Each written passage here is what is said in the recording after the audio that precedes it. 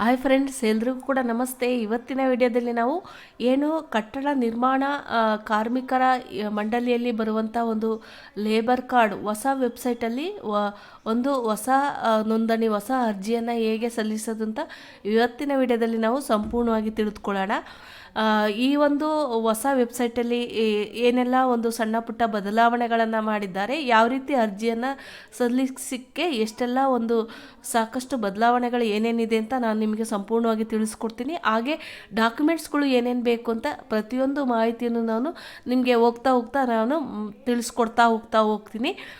ಇಲ್ಲಿವರೆಗೂ ಕೂಡ ನೀವೇನಾದರೂ ನಮ್ಮ SV ಸೇವಾಟೆಕ್ ಯೂಟ್ಯೂಬ್ ಚಾನಲ್ನ ಸಬ್ಸ್ಕ್ರೈಬ್ ಮಾಡಿಲ್ಲ ಅಂದರೆ ಈಗಲೇ ಸಬ್ಸ್ಕ್ರೈಬ್ ಮಾಡಿ, ಪಕ್ಕದಲ್ಲಿ ಬರುವ ಬೆಲ್ ಬಟನನ್ನು ಕ್ಲಿಕ್ ಮಾಡಿ.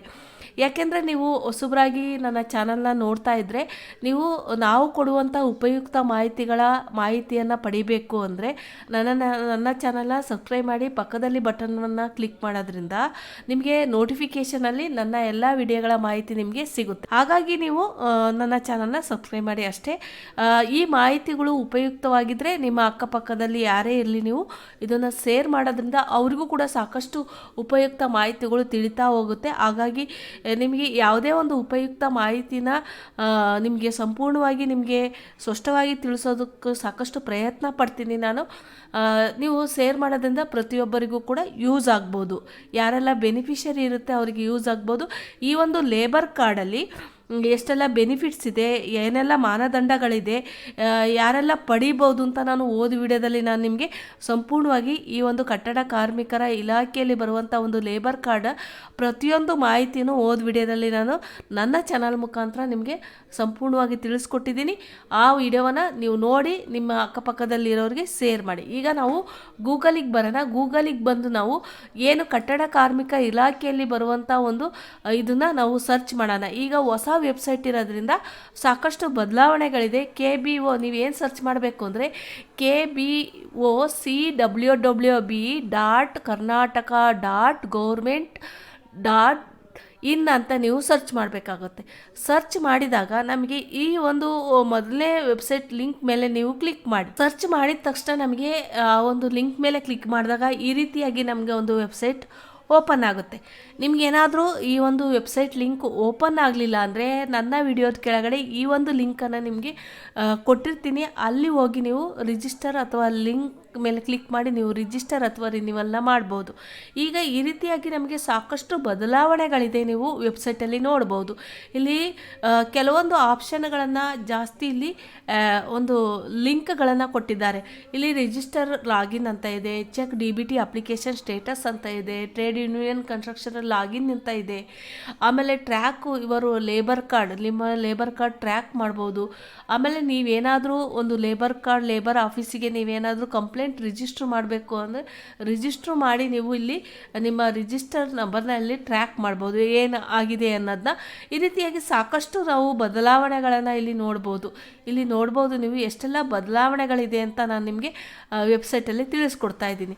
ಇಲ್ಲಿ ನಾವು ಹೊಸ ಒಂದು ನೋಂದಣಿಯನ್ನು ಯಾವ ರೀತಿ ಮಾಡೋದು ಅಂದರೆ ಇಲ್ಲಿ ರಿಜಿಸ್ಟರ್ ಲಾಗಿನ್ ಅಂತ ಒಂದು ಆಪ್ಷನ್ ಇದೆಯಲ್ಲ, ಅದ್ರ ಮೇಲೆ ಕ್ಲಿಕ್ ಮಾಡೋಣ. ಅದ್ರ ಮೇಲೆ ಕ್ಲಿಕ್ ಮಾಡಿದಾಗ ನಮಗೆ ಇಲ್ಲಿ 2 ಆಪ್ಷನ್ ಇದೆ. ಇಲ್ಲಿ ನೋಡ್ಬೋದು ಬ್ಲೂ ಕಲರಲ್ಲಿ ಇಲ್ಲಿ ಹೈಲೈಟ್ ಆಗ್ತಾ ಇದೆ, ಇದು ಲಾಗಿನ್ ಹೈಲೈಟ್ ಇದೆ. ಅದೇ ನಾವು ಈ ರಿಜಿಸ್ಟರ್ ಅಂತ ಒಂದು ಆಪ್ಷನ್ ಇದೆ, ಅದ್ರ ಮೇಲೆ ಕ್ಲಿಕ್ ಮಾಡಿದ್ರೆ ಆ ಒಂದು ರಿಜಿಸ್ಟರ್ ಹೈಲೈಟ್ ಆಗ್ತಾ ಇದೆ. ಅದರಲ್ಲಿ ಮತ್ತೆ 2 ಆಪ್ಷನ್ ಇದೆ ರಿಜಿಸ್ಟರಲ್ಲಿ. ಒಂದು register as new construction worker ಅಂದರೆ ಹೊಸ ಲೇಬರ್ ಕಾರ್ಡ್ನ ಅರ್ಜಿಯನ್ನು ಸಲ್ಲಿಸಬೇಕು ಅಂದರೆ ನಾವು ಇಲ್ಲಿ register as new construction worker ಮೇಲೆ ನಾವು ಕ್ಲಿಕ್ ಮಾಡಬೇಕಾಗುತ್ತೆ. ಈಗಾಗಲೇ ನಾವು ಏನಾದರೂ ಸೇವಾ ಸಿಂಧು ಮುಖಾಂತರ ಅವರೇನಾದರೂ ಲೇಬರ್ ಕಾರ್ಡ್ನ ಪಡೆದಿದ್ದು ಅವರು ರಿನಿವಲ್ ಅಥವಾ ಈ ಕಾರ್ಡ್ನ ಮಾಡಿಸ್ಬೇಕು ಅಂದರೆ ಇದ್ರ ಮೇಲೆ ನಾವು ಕ್ಲಿಕ್ ಮಾಡಬೇಕಾಗುತ್ತೆ. ಆಲ್ರೆಡಿ ಎಕ್ಸಿಸ್ಟಿಂಗ್ ಸೇವಾ ಸಿಂಧು ಕನ್ಸ್ಟ್ರಕ್ಷನ್ ವರ್ಕರ್ ಅಥವಾ ಈ ಕಾರ್ಮಿಕರ ಕನ್ಸ್ಟ್ರಕ್ಷನ್ ವರ್ಕರ್ ಮೇಲೆ ಕ್ಲಿಕ್ ಮಾಡಬೇಕಾಗುತ್ತೆ. ಈ ರೀತಿಯಾಗಿ ಕನ್ಫ್ಯೂಸ್ ಆಗಬೇಡಿ, 2 ಆಪ್ಷನಲ್ಲಿದೆ. ಈಗ ನಾನು ಹೊಸ ರಿಜಿಸ್ಟರ್ ಮಾಡೋದ್ರಿಂದ ನಾನು register as new construction worker ಮೇಲೆ ಒಂದು ಬ್ಲೂ ಒಂದು ಹೈಲೈಟ್ಸ್ ಮೇಲೆ ಬರ್ತಾ ಇದೆ, ನೀವು ನೋಡ್ಬೋದು. ಇಲ್ಲಿ ನಾವು ಒಂದು ಮೊಬೈಲ್ ನಂಬರ್ನ ಎಂಟರ್ ಮಾಡಬೇಕಾಗುತ್ತೆ. ಯಾರನ್ನ ರಿಜಿಸ್ಟ್ರ್ ಮಾಡಬೇಕು ಅವ್ರ ಮೊಬೈಲ್ ನಂಬರ್ನ ಎಂಟರ್ ಮಾಡಿ ಜನರೇಟ್ OTP ಮೇಲೆ ಕ್ಲಿಕ್ ಮಾಡಬೇಕಾಗುತ್ತೆ. OTP ಬರುತ್ತೆ, ಆ OTPನ ಹಾಕಿ ನಾವು ಸಬ್ಮಿಟ್ ಮೇಲೆ ಕ್ಲಿಕ್ ಮಾಡಬೇಕಾಗುತ್ತೆ. ಇವಾಗ ನಾವು ಓಪನ್ ಮಾಡೋಣ. OTP ಹಾಕಿದ ಮೇಲೆ ನಾವು ಸಬ್ಮಿಟ್ ಮೇಲೆ ಕ್ಲಿಕ್ ಮಾಡೋಣ. ಸಬ್ಮಿಟ್ ಮೇಲೆ ಕ್ಲಿಕ್ ಮಾಡಿದಾಗ ಈ ರೀತಿಯಾಗಿ ನಮಗೆ ಒಂದು ಪೋರ್ಟಲ್ ಓಪನ್ ಆಗುತ್ತೆ. ನೀವು ನೋಡ್ಬೋದು, ಗೆಟ್ ರೆಡಿ ಫಾರ್ ರಿಜಿಸ್ಟ್ರೇಷನ್. ನೀವು ಇಷ್ಟೆಲ್ಲ ಡಾಕ್ಯುಮೆಂಟ್ಸ್ಗಳನ್ನು ನೀವು ಇಟ್ಕೊಂಡು ನೀವು ರೆಡಿ ಇದ್ದೀರಾ ಅಂತ ಈ ಒಂದು ನೋಟಿಫಿಕೇಶನ್ನ ನೀವು ಇಲ್ಲಿ ಓದ್ಕೋಬಹುದು. ಏನೆಲ್ಲ ಇದೆ, ಏನೆಲ್ಲ ಒಂದು ಇದೆ, 90 ಡೇಸ್ ಫಾರಮ್ ಬೇಕಾಗುತ್ತೆ, ಸೆಲ್ಫ್ ಡಿಕ್ಲರೇಷನ್ ಫಾರಮ್ ಬೇಕಾಗುತ್ತೆ, ಅವರ ಒಂದು ಆಧಾರ್ ಕಾರ್ಡ್ನ ನಾವು ಇಲ್ಲಿ ಒಂದು ವೆರಿಫೈ ಮಾಡಬೇಕಾಗುತ್ತೆ. ಅವರ ಆಧಾರ್ ಕಾರ್ಡು, ಕುಟುಂಬದ ಎಲ್ಲ ಸದಸ್ಯರು ಯಾರನ್ನ ಡಿಪೆಂಡ್ ಮಾಡ್ತಾರೋ ಅವರೆಲ್ಲ ಆಧಾರ್ ಕಾರ್ಡ್ನ ತಗೋಬೇಕಾಗುತ್ತೆ. ಅವರ ಒಂದು ಪಾಸ್ಬುಕ್ನ ನಾವು ತಗೋಬೇಕಾಗುತ್ತೆ. ಏನೆಲ್ಲ ಒಂದು ರೇಷನ್ ಕಾರ್ಡ್ ಕಂಪಲ್ಸರಿ ಒಂದು ಹೊಸ ರಿಜಿಸ್ಟ್ರೇಷನ್ಗೆ ಬೇಕಾಗುತ್ತೆ. 2 ಫಾರಮ್, ಡಿಕ್ಲರೇಷನ್ ಮತ್ತು 90 ಡೇಸ್ ಫಾರಮ್ನ ನಾವು ಇಲ್ಲಿ ಸ್ಕ್ಯಾನ್ ಮಾಡ್ಕೋಬೇಕಾಗುತ್ತೆ. ಮತ್ತು ರೇಷನ್ ಕಾರ್ಡ್ ಸ್ಕ್ಯಾನ್ ಮಾಡ್ಕೋಬೇಕಾಗುತ್ತೆ. ಮತ್ತು ಒಂದು ಅವರ ಪಾಸ್ಬುಕ್ನ ಸ್ಕ್ಯಾನ್ ಮಾಡ್ಕೋಬೇಕಾಗುತ್ತೆ. ಅವ್ರು ಏನಾದರೂ ನಾಮಿನಿ ಪಾಸ್ಬುಕ್ನು ನಾವು ಸೇರಿಸ್ತೀವಿ ಅನ್ನೋದಾದರೆ ಅವ್ರದ್ದು ಕೂಡ ಪಾಸ್ಬುಕ್ನ ಸ್ಕ್ಯಾನ್ ಮಾಡಿ ಇಟ್ಕೊಂಡಿರ್ಬೇಕಾಗುತ್ತೆ PDF ಫೈಲಲ್ಲಿ. ಆದರೆ ಇಲ್ಲಿ ಏನೆಲ್ಲ ಬದಲಾವಣೆ ಇದೆ ಅಂತ ನಾನು ನಿಮಗೆ ತಿಳಿಸ್ಕೊಡ್ತಾ ಇದ್ದೀನಿ. ಈಗ ಡಾಕ್ಯುಮೆಂಟ್ಸ್ ಬಗ್ಗೆ ತಿಳಿಸ್ಕೊಟ್ಟಿದ್ದೀನಿ. ಈಗ ನಾವು ಇಲ್ಲಿ ಎಲ್ಲ ರೆಡಿ ಇದೆ ಅಂತ ಅಂದ್ಕೊಂಡು ನಾವು ಇದೆಲ್ಲ ಓದ್ಕೊಳ್ಳಿ. ಅದಾದಮೇಲೆ ಕಂಟಿನ್ಯೂ ಮೇಲೆ ಕ್ಲಿಕ್ ಮಾಡಿ. ಕಂಟಿನ್ಯೂ ಮೇಲೆ ಕ್ಲಿಕ್ ಮಾಡಿದಾಗ ಇಲ್ಲಿ ವೆರಿಫೈ ಆಧಾರ್ ಅಂತ ಬರುತ್ತೆ. ಇಲ್ಲಿ ವೆರಿಫೈ ಆಧಾರ್ ಅಂದರೆ ನಾವು ಅವರ ಒಂದು ಆಧಾರ್ ನಂಬರ್ನ ಹಾಕಿ ಅವರ ಆಧಾರಿಗೆ ಹೋಗುವಂಥ ಒಂದು OTP ನಾವು ವೆರಿಫೈ ಮಾಡಬೇಕಾಗುತ್ತೆ. ಇಲ್ಲಿ click here verify your Aadhaar ಅಂತ ಇದೆ. ಅವರ ಒಂದು ಅರ್ಜಿದಾರರ ಆಧಾರ್ ನಂಬರ್ ಕ್ಲಿಕ್ ಮಾಡಿದರೆ ಅವರ ಒಂದು ಆಧಾರ್ ನಂಬರ್ನ ನಾವಿಲ್ಲಿ ಎಂಟರ್ ಮಾಡಬೇಕಾಗುತ್ತೆ. ಆಧಾರ್ ನಂಬರ್ನ ಎಂಟರ್ ಮಾಡಿ ಇಲ್ಲಿ ಡಿಕ್ಲರೇಷನ್ ಮೇಲೆ ಕ್ಲಿಕ್ ಮಾಡಬೇಕಾಗುತ್ತೆ. ಇಲ್ಲಿ OTP ಆಪ್ಷನ್ ಮೇಲೆ ನಾವು ಇಲ್ಲಿ ನಾವು ಅವರ ಒಂದು ಆಧಾರ್ ನಂಬರ್ನ ಎಂಟರ್ ಮಾಡಿದ್ದೀನಿ. ಡಿಕ್ಲರೇಷನ್ ಮೇಲೆ ಕ್ಲಿಕ್ ಮಾಡ್ತಾ ಇದ್ದೀನಿ. OTP ಮೇಲೆ ಕ್ಲಿಕ್ ಮಾಡ್ತಾ ಇದ್ದೀನಿ. ಇಲ್ಲಿ ಜನರೇಟ್ OTP ಮೇಲೆ ಕ್ಲಿಕ್ ಮಾಡೋಣ. ಅವ್ರಿಗೊಂದು OTP ಹೋಗುತ್ತೆ. ಯಾರು ರಿಜಿಸ್ಟರ್ ಮಾಡ್ತೀವೋ ಅವರಿಗೆ ಅವರ ಒಂದು ಮೊಬೈಲ್ ಹೋಗಿರುವಂಥ OTPನ ನಾವಿಲ್ಲಿ ಎಂಟರ್ ಮಾಡೋಣ. ಎಂಟರ್ ಮಾಡಿ ಸಬ್ಮಿಟ್ ಮೇಲೆ ಕ್ಲಿಕ್ ಮಾಡೋಣ. ಸಬ್ಮಿಟ್ ಮೇಲೆ ಕ್ಲಿಕ್ ಮಾಡಿದಾಗ ಈ ರೀತಿಯಾಗಿ ನಮಗೆ ಓಪನ್ ಆಗುತ್ತೆ. ಇಲ್ಲಿ ಒಂದಿಷ್ಟು ಅವರ ಆಧಾರಲ್ಲಿರೋ ಹೆಸರು, ಅವರ ಒಂದು ಮೊಬೈಲ್ ನಂಬರ್, ಅವರ ಒಂದು ಡೇಟ್ ಆಫ್ ಬರ್ತ್, ಅವರ ಒಂದು ಜೆಂಡರ್, ಅವರ ಒಂದು ಆಧಾರಲ್ಲಿರೋ ಫೋಟೋ, ಈ ರೀತಿಯಾಗಿ ನಮಗೆ ಆಪ್ಷನ್ ಬರುತ್ತೆ.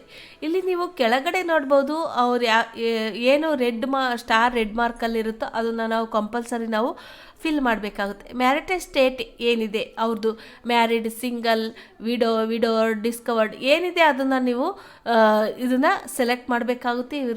ಇದ್ದಾರೆ, ನಾನಿಲ್ಲಿ ಅವರ ಒಂದು ಕ್ಯಾಟಗರಿಯನ್ನು ನಾವಿಲ್ಲಿ ಸೆಲೆಕ್ಟ್ ಮಾಡಬೇಕಾಗುತ್ತೆ. ಇಲ್ಲಿ ಅವರ ಒಂದು ಎಜುಕೇಷನ್ನ ನಾವಿಲ್ಲಿ ಸೆಲೆಕ್ಟ್ ಮಾಡಬೇಕಾಗುತ್ತೆ. ಈ ಒಂದು ಅರ್ಜಿದಾರರ ಎಜುಕೇಷನ್.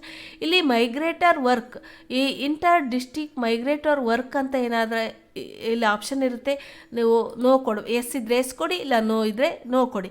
ಇಲ್ಲಿ ಆಯುಷ್ಮಾನ್ ಭಾರತ್, ಅವರ ಒಂದು ಆಯುಷ್ಮಾನ್ ಭಾರತ್ ಕಾರ್ಡ್ ಇದ್ದರೆ ಎಸ್ ಕೊಟ್ಟು ಆಯುಷ್ಮಾನ್ ಭಾರತ್ ಕಾರ್ಡ್ನ ಎಸ್ ಕೊಟ್ಟರೆ ನಾವಿಲ್ಲಿ ಆಯುಷ್ಮಾನ್ ಭಾರತ್ ಕಾರ್ಡ್ ನಂಬರ್ನ ನಾವಿಲ್ಲಿ ಎಂಟರ್ ಮಾಡಬೇಕಾಗುತ್ತೆ. ನೋ ಕೊಟ್ಟರೆ ಯಾವುದೇ ಒಂದು ಎಂಟರ್ನ ಅವಶ್ಯಕತೆ ಇರಲ್ಲ. ಹಾಗಾಗಿ ಅವರ ಒಂದು ರಿಲೀಜನ್ನ ನಾವಿಲ್ಲಿ ಸೆಲೆಕ್ಟ್ ಮಾಡಬೇಕಾಗುತ್ತೆ.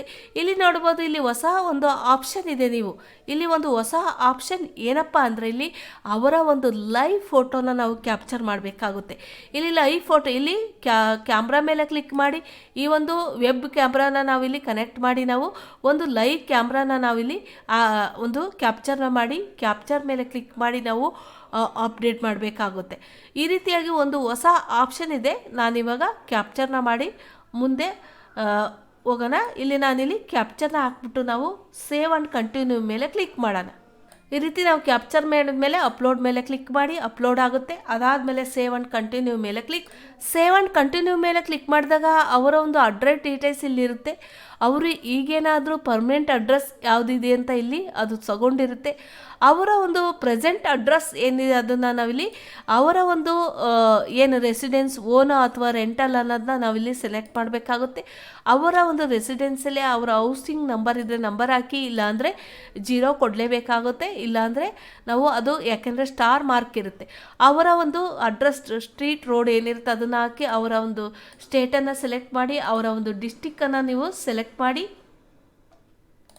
ಅದಾದಮೇಲೆ ಅವರ ಒಂದು ತಾಲೂಕನ್ನು ಸೆಲೆಕ್ಟ್ ಮಾಡಿ, ಅದಾದಮೇಲೆ ಅವರ ಒಂದು ಟೌನ್ಶಿಪ್ ಯಾವುದು ಅನ್ನೋದನ್ನು ನೀವು ಸೆಲೆಕ್ಟ್ ಮಾಡಿ, ಅವರ ಒಂದು ಏರಿಯಾ ಕೋಡನ್ನು ಸೆಲೆಕ್ಟ್ ಮಾಡಿ, ವಿಲೇಜ್ ಏರಿಯಾವನ್ನು, ಅವರ ಒಂದು ಲ್ಯಾಂಡ್ ಮಾರ್ಕ್ನ ಹಾಕಿ, ಅದಾದಮೇಲೆ ಅವರ ಒಂದು ಪಿನ್ ಕೋಡ್ನ ನೀವು ಎಂಟರ್ ಮಾಡಬೇಕಾಗುತ್ತೆ. ಈ ರೀತಿ ಪಿನ್ ಕೋಡ್ನ ಎಂಟರ್ ಮಾಡಿ ಸೇವ್ ಆ್ಯಂಡ್ ಕಂಟಿನ್ಯೂ ಮೇಲೆ ಕ್ಲಿಕ್ ಮಾಡಿ. ಸೇವ್ ಆ್ಯಂಡ್ ಕಂಟಿನ್ಯೂ ಮೇಲೆ ಕ್ಲಿಕ್ ಮಾಡಿದಾಗ ಇಲ್ಲಿ ನಾವು ಅವರ ಒಂದು ಫ್ಯಾಮಿಲಿ ಮೆಂಬರ್ಸ್ ಲಿಸ್ಟನ್ನು ನಾವಿಲ್ಲಿ ನೋಡ್ಬೋದು. ಅವರ ಒಂದು ಫ್ಯಾಮಿಲಿ ಡಿಪೆಂಡರ್ಸ್ ಅನ್ನ ನಾವಿಲ್ಲಿ ಹಾಕಬೇಕಾಗುತ್ತೆ. ಫಾದರ್ನ ನೇಮನ್ನು ಹಾಕಬೇಕಾಗುತ್ತೆ. ಅವರು ಯಾರು ಅರ್ಜಿದಾರರು ಇರ್ತಾರೋ ಅವರ ಫಾದರ್ ನೇಮ್ ಹಾಕಬೇಕಾಗುತ್ತೆ. ಅವರ ಡೇಟ್ ಆಫ್ ಬರ್ತನ್ನು ಎಂಟರ್ ಮಾಡಬೇಕಾಗುತ್ತೆ. ಅವರ ಪ್ರೊಫೆಷನ್ ಏನಿರುತ್ತೆ, ಅವರು ಏನಾದರೂ ಸ್ಟೂಡೆಂಟ್, ಹೌಸ್ ಮೇಕರ್, ಅದರ್ಸ್ ಏನೆಲ್ಲ ಇರುತ್ತೆ ಅದನ್ನು ನಾವಿಲ್ಲಿ ಹಾಕಬೇಕಾಗುತ್ತೆ. ಅವರ ಒಂದು ಎಜುಕೇಷನ್ ಕ್ವಾಲಿಫಿಕೇಷನ್ ಹಾಕಬೇಕಾಗುತ್ತೆ. ಯಾರನ್ನು ನೀವಿಲ್ಲಿ ಫಾದರ್ ಮದರ್ ನೇಮನ್ನು ಹಾಕಿ ಮೇಲೆ ಪ್ರತಿಯೊಬ್ಬರಿಗೂ ಕಡ್ಡಾಯವಾಗಿ ಆ ಸ್ಟಾರ್ ಮಾರ್ಕ್ ಇರೋದ್ರಿಂದ ನಾವಿಲ್ಲಿ ಫಾದರ್ ನೇಮನ್ನು ಮದರ್ ನೇಮನ್ನು ನಾವಿಲ್ಲಿ ಎಂಟರ್ ಮಾಡಬೇಕಾಗುತ್ತೆ. ನೀವು ಕೇಳ್ಬೋದು, ಅವರೇನಾದ್ರು ಡೆತ್ ಆಗಿದ್ದರೆ ನಾವು ಏನು ಮಾಡಬೇಕಾಗುತ್ತೆ ಅಂತೇಳಿ. ನೀವು ಲೇಟ್ ಅಂತ ಹಾಕಿ ಅಲ್ಲಿ ಎಂಟರ್ ಮಾಡಬೇಕಾಗುತ್ತೆ. ಇಲ್ಲಿ ಪ್ರಪೋರ್ಷನಲ್ಲಿ ನೀವು ಅದರ್ ಅಂತ ಎಂಟರ್ ಮಾಡಿ ಇಲ್ಲಿ ಡೆತ್ ಅನ್ನೋ ಒಂದು ಆಪ್ಷನ್ನ ನೀವಿಲ್ಲಿ ಕೊಡಬೇಕಾಗುತ್ತೆ. ಆ ರೀತಿ ಏನಾದರೂ ಇದ್ದರೆ ನೀವು ಈ ರೀತಿಯಾಗಿ ನಾವು ತಗೊಳ್ಬೇಕಾಗುತ್ತೆ. ಅದಾದಮೇಲೆ ಅವರ ಒಂದು ವೈಫ್ ಅಥವಾ ಅವರ ಒಂದು ಡಾಟರ್, ಸನ್ ಈ ರೀತಿ ಏನಾದರೂ ನೀವು ಇಲ್ಲಿ ಡಿಪೆಂಡರ್ನ ಎಂಟರ್ ಮಾಡಬೇಕು ಅಂದರೆ ಇಲ್ಲಿ ಆ್ಯಡ್ ಮೋರ್ ಫ್ಯಾಮಿಲಿ ಮೆಂಬರ್ಸ್ ಅಂತ ಪ್ಲಸ್ ಮಾರ್ಕಲ್ಲಿ ಇದೆ, ನೀವು ನೋಡ್ಬೋದು. ಇದ್ರ ಮೇಲೆ ನೀವು ಕ್ಲಿಕ್ ಮಾಡಿದ್ರೆ ಎಷ್ಟು ಜನನಾದರೂ ನೀವು ಆ್ಯಡ್ ಮಾಡ್ತಾ ಹೋಗಬೇಕಾಗುತ್ತೆ. ಈ ರೀತಿ ಆ್ಯಡ್ ಮಾಡೋಣ. ಫ್ಯಾಮಿಲಿ ಮೆಂಬರ್ಸ್ ಡೀಟೇಲ್ಸ್ ಹಾಕಿದ್ಮೇಲೆ ನಾವು ಕೆಳಗಡೆ ಬಂದರೆ ರೇಷನ್ ಕಾರ್ಡ್ ಡೀಟೇಲ್ಸ್ನ ಹಾಕಬೇಕಾಗುತ್ತೆ. ಇಲ್ಲಿ ಅವರ ಒಂದು ration card APL BPL none of the ದೋಸ್ ಅಂತ್ಯೋದಯ ಅಂತ ಆಪ್ಷನ್ ಇದೆ. ಇದರಲ್ಲಿ ಯಾವುದು ಅವರ ರೇಷನ್ ಕಾರ್ಡ್ ಇರುತ್ತೆ ಅದನ್ನು ನೀವು ಸೆಲೆಕ್ಟ್ ಮಾಡಬೇಕಾಗುತ್ತೆ. ಅವರ ಒಂದು ರೇಷನ್ ಕಾರ್ಡ್ ನಂಬರ್ನ ಇಲ್ಲಿ ಎಂಟರ್ ಮಾಡಬೇಕಾಗುತ್ತೆ. ಅದಾದಮೇಲೆ ಒಂದು ರೇಷನ್ ಕಾರ್ಡ್ನ ನಾನು ಹೇಳಿದ್ನ PDF ಫೈಲಲ್ಲಿ ಸ್ಕ್ಯಾನ್ ಮಾಡಿಟ್ಕೊಂಡು ಇದ್ರ ಮೇಲೆ ಕ್ಲಿಕ್ ಮಾಡಿದರೆ ನಾವು ಎಲ್ಲಿ ಇರುತ್ತೋ ಅಲ್ಲಿಗೆ ಅಪ್ಲೋಡ್ ಮಾಡಬೇಕಾಗುತ್ತೆ. ಅಪ್ಲೋಡ್ ಆದಮೇಲೆ ಸೇವ್ ಆ್ಯಂಡ್ ಕಂಟಿನ್ಯೂ ಮೇಲೆ ಕ್ಲಿಕ್ ಮಾಡೋಣ. ಸೇವ್ ಆ್ಯಂಡ್ ಕಂಟಿನ್ಯೂ ಮೇಲೆ ಕ್ಲಿಕ್ ಮಾಡಿದಾಗ ಅವರೊಂದು ಬ್ಯಾಂಕ್ ಡೀಟೇಲ್ಸ್ನ ನಾವಿಲ್ಲಿ ಎಂಟರ್ ಮಾಡಬೇಕಾಗುತ್ತೆ. ಅವರ ಒಂದು ಅಕೌಂಟ್ ನಂಬರ್ ಮತ್ತು ಅವರ IFSC ಕೋಡ್ನ ಹಾಕಿ ನಾವಿಲ್ಲಿ ಪೇಜ್ ಬ್ಯಾಂಕ್ ಡೀಟೇಲ್ಸ್ ಮೇಲೆ ಕ್ಲಿಕ್ ಮಾಡಿದಾಗ ಅದು ವೆರಿಫೈಡ್ ಅಂತ ಬರುತ್ತೆ. ಅದಾದಮೇಲೆ ಅವರ ಒಂದು ಬ್ಯಾಂಕ್ ಪಾಸ್ಬುಕ್ನ ನಾವು ಅಪ್ಲೋಡ್ ಮಾಡಬೇಕಾಗುತ್ತೆ. ಅದಾದಮೇಲೆ ನಿಮಗೆ ನಾಮಿನಿ ಏನಾದರೂ ಪಾಸ್ಬುಕ್ ಇದ್ದರೆ ನಾಮಿನಿ ಆ್ಯಡ್ ಮಾಡಬೇಕು, ಬ್ಯಾಂಕ್ ಡೀಟೇಲ್ಸ್ನ ಹಾಕಬೇಕು ಅಂದರೆ ಇಲ್ಲಿ ಇದ್ರ ಮೇಲೆ ಕ್ಲಿಕ್ ಮಾಡಿ ನೀವು ನಾಮಿನಿ ಪಾಸ್ಬುಕ್ನು ಕೂಡ ಇಲ್ಲಿ ಆ ಡೀಟೇಲ್ಸನ್ನು ಹಾಕಿ ನಾವಿಲ್ಲಿ ಅಪ್ಲೋಡ್ ಮಾಡ್ಬೋದು. ಈಗ ನಾವಿಲ್ಲಿ ಬ್ಯಾಂಕ್ ಡೀಟೇಲ್ಸ್ನ ಹಾಕಿ ಅಪ್ಲೋಡ್ ಈ ರೀತಿಯಾಗಿ ವೆರಿಫೈಡ್ ಅಂತ ಬರುತ್ತೆ. ವೆರಿಫೈಡ್ ಆದಮೇಲೆ ನಾವಿಲ್ಲಿ ಚೂಸ್ ಫೈಲ್ ಮೇಲೆ ಕ್ಲಿಕ್ ಮಾಡೋಣ. ಚೂಸ್ ಫೈಲ್ ಮೇಲೆ ಕ್ಲಿಕ್ ಮಾಡಿ ಅವರ ಒಂದು ಬ್ಯಾಂಕ್ ಪಾಸ್ಬುಕ್ನ ಅಪ್ಲೋಡ್ ಮಾಡಿದ ಮೇಲೆ ನಾವು ಕಂಟಿನ್ಯೂ ಮೇಲೆ ಸೇವ್ ಆ್ಯಂಡ್ ಕಂಟಿನ್ಯೂ ಮೇಲೆ ಕ್ಲಿಕ್ ಮಾಡೋಣ. ಕಂಟಿನ್ಯೂ ಮೇಲೆ ಕ್ಲಿಕ್ ಮಾಡಿದಾಗ ಇಲ್ಲಿ ನಾವು ಒಂದು ಎಂಪ್ಲಾಯರ್ಸ್ ಅಥವಾ ಓನರ್ಸ್ ಡೀಟೇಲ್ಸ್ನ ಕೊಡಬೇಕಾಗುತ್ತೆ. ಇಲ್ಲಿ ಯಾರ ಹತ್ರ ಕೆಲಸ ಮಾಡ್ತಾ ಇದ್ದಾರೆ, ಒಂದು 90 ಡೇಸ್ನ ಯಾರು ಇಶ್ಯೂ ಮಾಡಿದ್ದಾರೆ, ಎಲ್ಲ ಡೀಟೇಲ್ಸ್ನ ನಾವಿಲ್ಲಿ ಎಂಟರ್ ಮಾಡಬೇಕಾಗುತ್ತೆ. ಇಲ್ಲಿ ಎಂಪ್ಲಾಯರ್ಸ್ ನೇಮ್ ಇವರು ಯಾರ ಹತ್ರ ಕೆಲಸ ಮಾಡ್ತಾ ಇದ್ದಾರೆ ಅವರ ಹೆಸರನ್ನು ನಾವಿಲ್ಲಿ ಎಂಟರ್ ಮಾಡಬೇಕಾಗುತ್ತೆ. ಇಲ್ಲಿ ಈಗ ಕೆಲಸ ಮಾಡ್ತಾ ಇರೋದು ಅಥವಾ ಮುಂಚೆ ಕೆಲಸ ಮಾಡ್ತಾ ಇರೋದು, ಇಲ್ಲಿ ಈಗ ಇದ್ದರೆ ಪ್ರೆಸೆಂಟ್ ಕೊಡಿ, ಅದಕ್ಕಿಂತ ಮುಂಚೆ ಕೆಲಸ ಮಾಡ್ತಾ ಇದ್ದಾರೆ ಅವ್ರ ಹತ್ರ ಮಾಡಿದ್ರು ಅಂದರೆ ಪ್ರೀವಿಯಸ್ ಕೊಡಿ. ಅಲ್ಲಿ ಅವರ ಒಂದು ಹೆಸರನ್ನು ನಾವಿಲ್ಲಿ ಎಂಟರ್ ಮಾಡಬೇಕಾಗುತ್ತೆ. ಇಲ್ಲಿ ಎಲ್ಲಿ ಕೆಲಸ ಮಾಡ್ತಾ ಇದ್ದಾರೆ, ಆ ಒಂದು ವರ್ಕನ್ನು ಎಲ್ಲಿ ಮಾಡ್ತಾ ಇದ್ದಾರೆ ಆ ಒಂದು ಅಡ್ರೆಸ್ಸನ್ನು ನಾವಿಲ್ಲಿ ಹಾಕಬೇಕಾಗುತ್ತೆ. ಮತ್ತು ಇಲ್ಲಿ ಎಂಪ್ಲಾಯರ್ಸ್ ನೇಮನ್ನು ಹಾಕಬೇಕಾಗುತ್ತೆ. ಅವರ ಒಂದು ಮೊಬೈಲ್ ನಂಬರ್, ಯಾರು ಕೆಲಸವನ್ನು ಕೊಟ್ಟಿರ್ತಾರೋ ಇವರಿಗೆ, ಮೇಸ್ತ್ರಿ ಅಥವಾ ಗುತ್ತಿಗೆದಾರರು ಯಾರಿರ್ತಾರೋ ಅಥವಾ ಮನೆ ಮಾಲೀಕರ ಹತ್ರ ಕೆಲಸ ಮಾಡ್ತಿರ್ತಾರೆ ಅವರ ಒಂದು ಮೊಬೈಲ್ ನಂಬರ್ನ ಇಲ್ಲಿ ಎಂಟರ್ ಮಾಡಬೇಕಾಗುತ್ತೆ. ಪಿನ್ ಕೋಡ್ನ ಎಂಟರ್ ಮಾಡಬೇಕಾಗುತ್ತೆ. ಅದಾದಮೇಲೆ ಸ್ಟೇಟನ್ನು ಎಂಟರ್ ಮಾಡಬೇಕಾಗುತ್ತೆ. ಅದಾದಮೇಲೆ ಡಿಸ್ಟಿಕನ್ನು ಎಂಟರ್ ಮಾಡಬೇಕು. ಅದಾದಮೇಲೆ ಇಲ್ಲಿ ನೋಡ್ಬೋದು ನೀವು, ಇಲ್ಲಿ ನೇಚರ್ ವರ್ಕ್ ಅಂತ ಇದೆ. ಇಲ್ಲಿ ಇವರು ಏನು ಕೆಲಸ ಮಾಡ್ತಾ ಇದ್ದಾರೆ, ಇಲ್ಲಿ ಒಂದು ಲೀಸ್ಟ್ ಇದೆ. ಮೇಷನ್, ಕಾರ್ಪೆಂಟರ್, ಪ್ಲಂಬರ್ ಯಾವ ರೀತಿ ಒಂದು ಕೆಲಸವನ್ನು ಮಾಡ್ತಾ ಇರ್ತಾರೋ ಆ ಒಂದು ಕೆಲಸವನ್ನು ನೀವಿಲ್ಲಿ ಸೆಲೆಕ್ಟ್ ಮಾಡಿ. ಸೆಲೆಕ್ಟ್ ಆದಮೇಲೆ ಇಲ್ಲಿ ತಾಲೂಕು, ಜಿಲ್ಲೆ, ಸಿಟಿ ಎಲ್ಲವನ್ನು ನೀವು ಸೆಲೆಕ್ಟ್ ಮಾಡಿ. ನಿಮಗೆ ಗೊತ್ತಿರುತ್ತೆ ಆ ಒಂದು ಕೆಲಸವನ್ನು ಎಲ್ಲಿ ಮಾಡ್ತಾ ಇರ್ತಾರೆ ಅಂತ. ಆ ಒಂದು ಎಲ್ಲ ಡೀಟೇಲ್ಸ್ನ ನಾವಿಲ್ಲಿ ಇಲ್ಲಿ 90 ಡೇಸ್ ಫಾರಮ್ನ ಯಾರು ಕೊಡ್ತಾ ಇದ್ದಾರೆ ಅಂದರೆ 4 ಫಾರಮ್ ಇದೆ. ಇಲ್ಲಿ ಗುತ್ತಿಗೆದಾರರು ಅಥವಾ ಮನೆ ಮಾಲೀಕರು ಏನಾದರೂ ಕೊಟ್ಟಿದ್ರೆ ಮೊದಲನೇ ಒಂದು ಫಾರಮ್ ಇರುತ್ತೆ ಅದು. ಅದಾದಮೇಲೆ ಗ್ರಾಮ ಪಂಚಾಯಿತಿಯಲ್ಲಿ ಏನಾದರೂ ಕೊಟ್ಟಿದ್ರೆ ಅದು 2ನೇ ಫಾರಮನ್ನು ನಾವು ತಗೋಬೇಕಾಗುತ್ತೆ. ಅಥವಾ ಲೇಬರ್ ಇನ್ಸ್ಪೆಕ್ಟರ್ ಅಂದರೆ ಲೇಬರ್ ಆಫೀಸಿಂದ ಏನಾದರೂ ಅವರು ಸೀಲು ಸಿಗ್ನೇಚರ್ ಅದರದ್ದೇ ಆದ ಒಂದು ಫಾರಮ್ ಇರುತ್ತೆ, ಆ ಫಾರಮನ್ನು ಅವರು ಸೈನ್ ಹಾಕ್ಸ್ಕೊಂಬಂದಿದ್ರೆ ಅದನ್ನು ತಗೊಳ್ಳಿ. ಅಥವಾ ರಿಜಿಸ್ಟರ್ಡ್ ಯೂನಿಯನ್ ಟ್ರೇಡ್ ಏನು ಸಂಘ ಸಂಸ್ಥೆಗಳನ್ನು ರಿಜಿಸ್ಟರ್ ಮಾಡಿ ಅವರ ಒಂದು ಅಧ್ಯಕ್ಷರು ಯಾರೆಲ್ಲ ಇರ್ತಾರೆ ಆ ಒಂದು ಯೂನಿಯನ್ ಟ್ರೇಡ್ ಯಾರು ಇರ್ತಾರೋ ಅವರು ಕೊಟ್ಟಿದ್ರೆ ಆ ಫಾರಮನ್ನು ಅದನ್ನು ತಗೊಳ್ಳಿ. ನನಗೆ ರಿಜಿಸ್ಟರ್ಡ್ ಟ್ರೇಡ್ ಯೂನಿಯನ್ ಅವರು ಕೊಟ್ಟಿರೋವಂಥ ಒಂದು ಫಾರಮ್ನ ಇಲ್ಲಿ ಕೊಟ್ಟಿರೋವಂಥದ್ದು ಅದನ್ನು ನಾವು ಕ್ಲಿಕ್ ಮಾಡಬೇಕಾಗುತ್ತೆ. ಆಮೇಲೆ ಯಾವ ಡೇಟಿಗೆ ಇಶ್ಯೂ ಮಾಡಿದ್ದಾರೆ, ಈ ಒಂದು ಫಾರಮ್ನ ಯಾವ ಡೇಟಿಗೆ ಇಶ್ಯೂ ಮಾಡಿದ್ದಾರೆ ಅಂತಂದನ್ನ ಇಲ್ಲಿ ಸೆಲೆಕ್ಟ್ ಮಾಡಿ. ನೀವು ಸೆಲೆಕ್ಟ್ ಆದಮೇಲೆ ಅವರ ಒಂದು ಸಂಘದ ನೇಮ್, ನಾನಿಲ್ಲಿ ಸಂಘ ಇರೋದ್ರಿಂದ ಸಂಘದ ನೇಮನ್ನು ನಾನಿಲ್ಲಿ ಇದ್ರ ಮೇಲೆ ಕ್ಲಿಕ್ ಮಾಡಿದರೆ ಇಲ್ಲಿ ಸರ್ಚ್ ಮಾಡೋದ್ರ ಮುಖಾಂತರ ಅವರು ರಿಜಿಸ್ಟರ್ಡ್ ಸಂಘದ ನೇಮ್ ಇಲ್ಲಿ ಬರುತ್ತೆ, ಅದನ್ನು ತಗೊಳ್ತೀವಿ. ನೀವು ಇಲ್ಲ ಅಂದರೆ ಪಿ ಡಿ ಒ ಇದ್ದರೆ ಅವರ ಹೆಸರನ್ನು ಟೈಪ್ ಮಾಡೋಕ್ಕೆ ಬರುತ್ತೆ. ಇಲ್ಲಿ ನೀವು ನೋಡ್ಬೋದು, ನೀವಿಲ್ಲಿ ಏನಾದರೂ ಎಂಪ್ಲಾಯ್ಮೆಂಟ್ಸ್ ಗುತ್ತಿಗೆದಾರ ಏನಾದ್ರು ತೊಗೊಂಡ್ರೆ ಇಲ್ಲಿ ಡೇಟನ್ನು ತಗೊಳುತ್ತೆ ಮತ್ತು ಅವರ ಇಶ್ಯೂಸ್ ನೇಮನ್ನು ತಗೊಳುತ್ತೆ. ಆಮೇಲೆ ಅವರು ಏನು ಕೆಲಸ ಮಾಡ್ತಾ ಇದ್ದಾರೆ ಆ ಒಂದು ಸಿಗ್ನೇಚರ್ ಹಾಕಿರೋವಂಥವ್ರು ಏನು ಗುತ್ತಿಗೆದಾರರು ಅಥವಾ ಏನು ಕನ್ಸ್ಟ್ರಕ್ಷನ್ PW ಏನಿದೆ ಅವರ ಒಂದು ಡೆಸಿಗ್ನೇಷನ್ನ ನೀವು ಇಲ್ಲಿ ಬರೀಬೇಕಾಗುತ್ತೆ. ಅವರ ಒಂದು ಮೊಬೈಲ್ ನಂಬರ್ನ ಇಲ್ಲಿ ಎಂಟರ್ ಮಾಡಬೇಕಾಗುತ್ತೆ. ಈ ರೀತಿಯಾಗಿ ನಾವು ಇದನ್ನು ಪೂರ ಫಿಲ್ ಮಾಡೋಣ.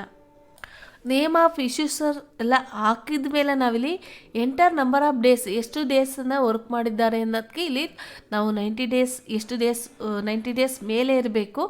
ಅದ್ರ ಕೆಳಗಡೆ ಹಾಕಿದ್ರೆ ಇದು ಈ ಒಂದು ರಿಜಿಸ್ಟ್ರೇಷನ್ ಆಗೋಲ್ಲ. 90 ಡೇಸ್ ಮಿನಿಮಮ್ 90 ಡೇಸ್ ಇರಬೇಕು, ಮ್ಯಾಕ್ಸಿಮಮ್ ಎಷ್ಟು ಡೇಸ್ ಆದರೂ ಇರ್ಬೋದು. 90 ಡೇಸನ್ನು ಇಲ್ಲಿ ಎಂಟರ್ ಮಾಡಿದ್ದೀನಿ ನಾವು. ಇವಾಗ ಚೂಸ್ ಬೈ ಮೇಲೆ ಕ್ಲಿಕ್ ಮಾಡಿ ಈ ಒಂದು ಫಾರಮ್ 90 ಡೇಸ್ ಫಾರಮ್ ಯಾರು ಒಂದು ಗುತ್ತಿಗೆದಾರರಾಗಿರ್ಬೋದು, ಮಾಲೀಕರು ಅದನ್ನು ಅಥವಾ ಲೇಬರ್ ಇನ್ಸ್ಪೆಕ್ಟರ್ ಆಗಿರ್ಬೋದು, ಅಥವಾ ಏನು ಪಿ ಡಿ ಒಗಳು ಮಾಡಿಕೊಟ್ಟಿರೋವಂಥ ಫಾರಮ್ ಆಗಿರ್ಬೋದು ಅಥವಾ ಸಂಘದಿಂದ ಕೊಟ್ಟಿರೋ ಫಾರಮ್, ಅದನ್ನು ನಾವು 90 ಡೇಸ್ ಫಾರಮ್ ಅಂತ ಕರಿತೀವಿ.